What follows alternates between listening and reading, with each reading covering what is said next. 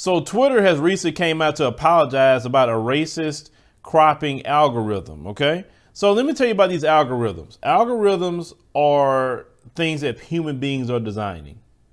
So the algorithm can only run based on the coding that the person put in. So we're going to look at this. We're going to look at some racists obviously working at Twitter. So they say Twitter has apologized for a racist image cropping algorithm. They say after users discovered the feature was automatically focusing on white faces over black ones. Remember, technology don't see color. Only the people that's coding it sees the color. So they said the company had tested the service for bias before it started using it, but now accepts it didn't go far enough.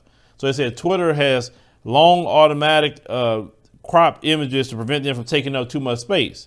It's on the main feed and allow multiple pictures to be shown in the same tweet. They say the company uses several algorithms to try to focus on important parts of the picture, trying to ensure that faces and text remain cropped part of an image. They say, but users begin to spot flaws in the feature over the weekend. They say the first to highlight was a PhD student named Colin Matlin. Okay, he noticed it, who discovered the issue while highlighting a different racial bias in a video conference software Zoom. So they say when Matlin, they say who is Mzungu, they posted an image of himself and a black colleague, they say who had been erased from a Zoom call. They say after its algorithm failed to recognize his face, Twitter automatically cropped the image to only show Matlin. Okay, they say others followed up with a more targeted experiments, including entrepreneur Tony Araceri, who discovered that the algorithm would consistently crop an image of U.S. Senator Mitch McConnell and Barack Obama to hide the former president.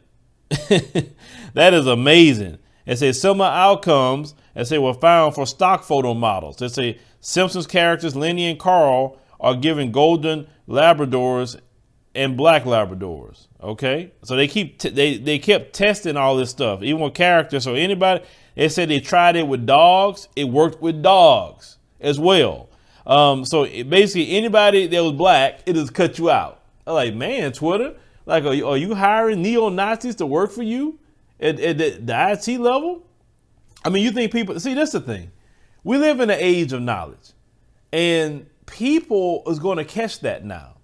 We're not just sleep to things.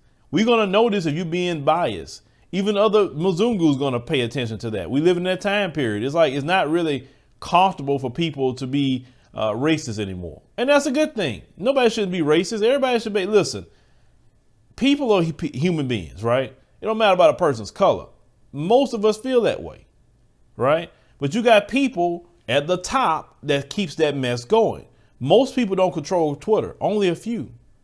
And Jack, Mark Zuckerberg, etc., are not saying they directly hiring, but you have people working for you that's hiring white supremacists.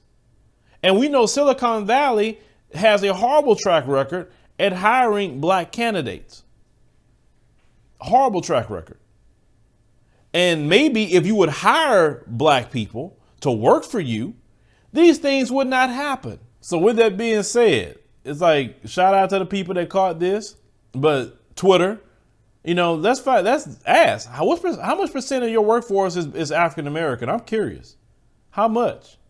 Because I guarantee you, if you had a lot of African-Americans working there, that wouldn't have happened. And, you know, when at one point in time, Jesse Jackson, you know, he was really on Silicon Valley about that, about their workforce and how much percent of the employees are African-American. And it was just very horrible how low the percentages were. Brothers and sisters are going to college for IT and everything else, and they can't get those jobs. A lot of those jobs are paying $70+ an hour for those Silicon Valley jobs. But leave me a comment. Let me know what you think about the situation with Twitter. Just basically having white supremacists running their algorithms. That's all it is. And that's why they get caught up every time. But maybe if you just hire black people, you wouldn't have these problems and have your companies being looked at sideways. This goes back to that story that we covered, how this country lost $16 trillion is based on racist practices. How much money did Twitter have lost based on practices against black folks?